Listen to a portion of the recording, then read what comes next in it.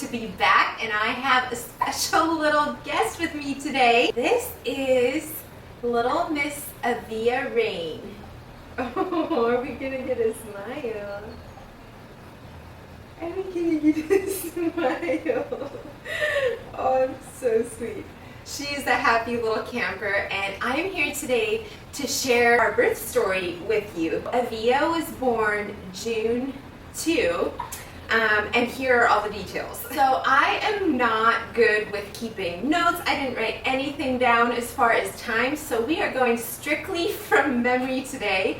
She is 11 days old today and doing so good. I think I'm gonna start at my 37-week appointment. Leading up to this appointment, I kept having lots of pressure and burning. I had my midwife check me at that appointment, and I was 4 centimeters dilated, like 80 to 90% effaced, and the baby was really low down. So she's like, oh, it's probably gonna be pretty soon, and I was so excited and kind of just mentally getting in that space of like, could be any time now.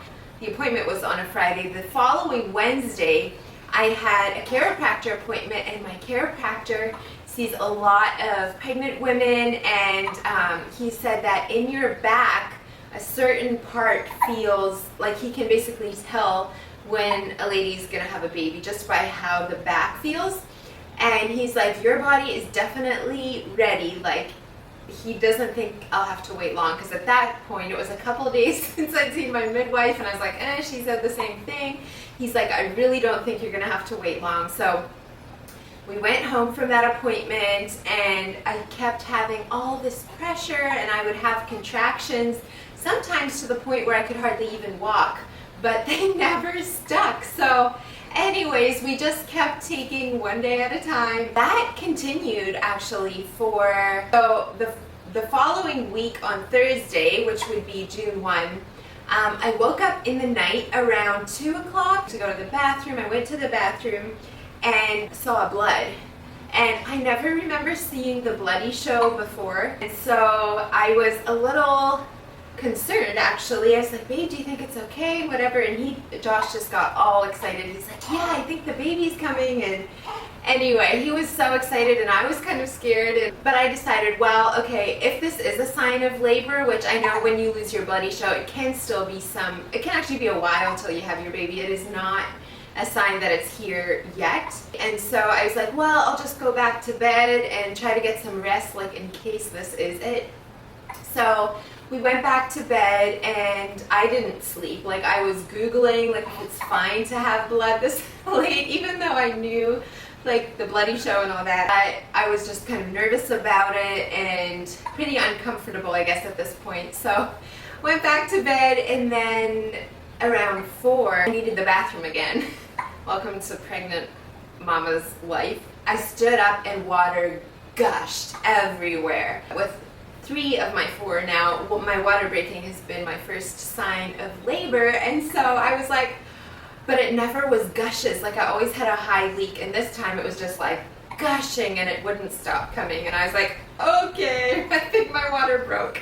So then we knew that, like, it will be sooner rather than later. I think I did manage to get a little bit more sleep after. I didn't have like bad contractions right away. It was still just lots of pressure and burning. I texted my midwife. Well, actually, my midwife was away that week. I had known for weeks that she would be away for about a week before my due date, but it was a backup midwife, and I had met her once before as well, and she's super sweet. So anyway, I texted the midwife on call, and she's like, okay, well, just keep me posted. Like, if anything else happens, let me know. And so we just kind of, got some more rest. The next day I was like, okay, let's clean this house, because I think I mentioned it on here before. I was planning to have a home birth, and so I knew that I would be able to relax best if it was cleaned up. So Josh and the kiddos helped me tidy the whole house, and we mopped the floors, and we went outside, and we picked flower bouquets in the gardens, and just a really sweet last day as our family of 5. So we did that, and I was quite uncomfortable through the day. I had felt for weeks like I was bobbing on water. like when I would mow or whatever. So now it was just like very much head on bone in my pelvis, it felt like. And so I was uncomfortable, but it wasn't unbearable, and that continued through the entire day. I was kind of getting frustrated at this point. I think I was uncomfortable the whole time, but it felt like, I don't know if I'm making any progress, like it's not. Round 3, I would say, I started timing my contractions and realized, oh, you know what, they're actually averaging about 5 minutes apart, lasting for around a minute. And so I let my midwife know that, and she's like, okay, so should I come out right away, or do you want me to wait? What would you like? And anyway, so we decided they would come out around 8 o'clock that evening. So around 7, things really picked up with my contractions, just a lot more intense. So the kids went my in-laws actually lived just next door. So they went there, and contractions were getting a lot more painful. I couldn't really walk through them. I could still talk through them though if I wanted. Midwife started making her way out, and when she got here, which was around 8, she checked me and she said I was at a 7.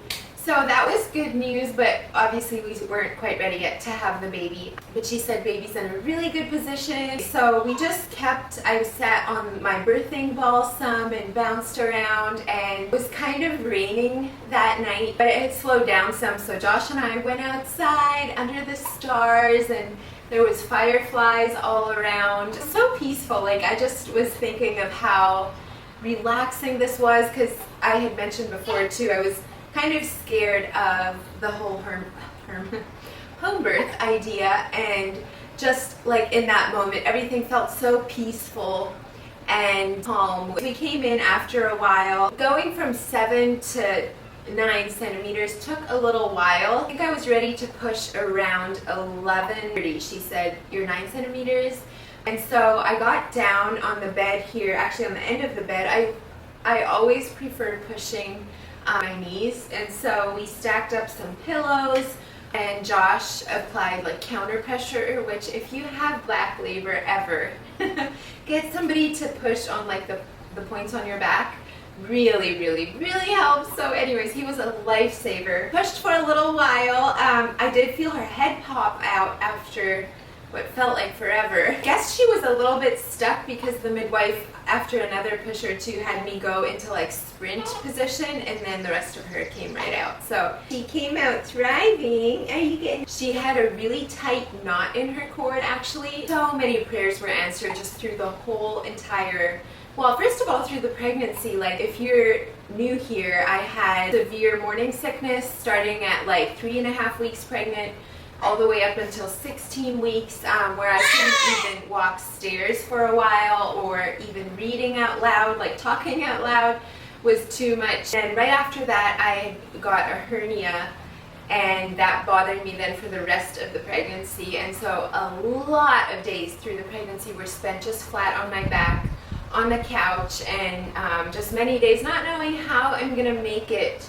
through the rest of that day, even, never mind the months ahead of me. And so just finally being on the other side, I just keep thinking like God is so faithful, and that was also through the birth. So evident, just the peace. I had also prayed specifically that she would not pass meconium before she came out. 'Cause, like, there's so many complications, right? So many things that can go wrong, and she just pooped and pooped and pooped as soon as she came out, like within 3 seconds of being born. But she started screaming, and she was just so beautiful. She nursed for about an hour straight right after being born, and I think that's because of the knot in her cord. Mom said that happened with one of her babies as well, and they did the same thing. I guess she was pretty hungry, bless her little heart, but I'm just so glad she was born when she was. I know that that can cause complications when they have knots like that, but she's, yeah, was totally fine.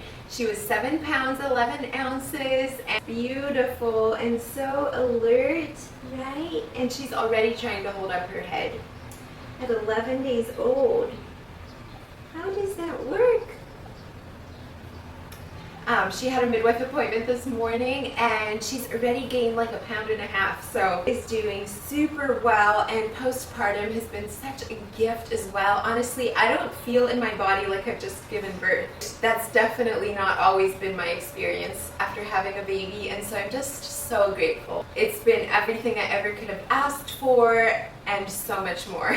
That's basically it. It wasn't that dramatic and it wasn't scary.